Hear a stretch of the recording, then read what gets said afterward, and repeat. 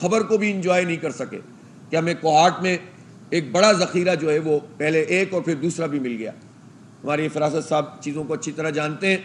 انہوں نے ہمیں بتایا کہ اچھی معقول جو ہے وہ گیس کی ایکسپلوریشن ہوئی ہے، اور اگر یہ ایکسپلوریشن پراپر طریقے سے 10-15 سال میں کی جا رہی ہوتی اور اس پر تمام حکومتوں نے مل کر قدغنیں نہ لگائی ہوئی ہوتی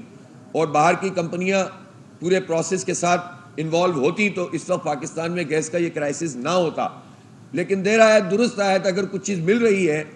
تو سوال اب یہ پیدا ہوتا ہے کہ جو گیس ہمیں یہاں سے کوہاٹ سے ملی ہے کیا اس کو ہم مین لائن میں ڈالنے کے قابل بھی ہوں گے؟ اس لیے نہیں ہوں گے کہ جو ہم نے معاہدے کیے ہوئے ہیں RLNG کے وہ انتہائی مہنگے معاہدے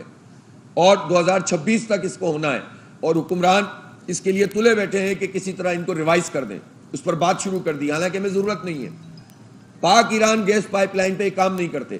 پاک ایران گیس پائپ لائن پہ اگر کام ہو جائے تو ہماری 25% ضرورت جو ہے وہ کم از کم اس سے فوراً پوری ہو جائے گی جیسی وہ کمپلیشن ہوگا۔ $18 بلین کی پینلٹی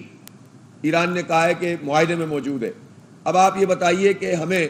اس بات سے IPPs کے حوالے سے حکومت ڈراتی ہے اور یہ بات کہتی ہے کہ اگر ہم نے IPPs کے ساتھ معاہدوں کو ریوائز کیا تو پھر وہ انٹرنیشنل کورٹ میں چلے جائیں گے،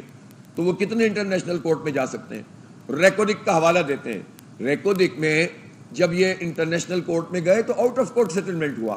ان دو بڑی کمپنیوں میں سے ایک کمپنی اس وقت بھی موجود ہے اور کام کر رہی ہے، تو اس کا مطلب یہ ہے کہ ہم فائٹ کر سکتے ہیں۔ بات یہ ہے کہ اس سے ڈرا کر IPPs کا بوجھ تو ہمارے اوپر ڈالتے ہیں، لیکن جو پینلٹی پاک ایران گیس پائپ لائن ہے اس کا تذکرہ نہیں کرتے۔ تو پاک ایران گیس لائن اس وقت پاکستان کی بہت اسینشل ضرورت ہے، فوری ضرورت ہے، لازمی اس پہ کام ہونا چاہیے۔ اور اسی طرح سے وہ سارے منصوبے جو مہنگی گیس اور مہنگی بجلی والے ہیں وہ یہ تو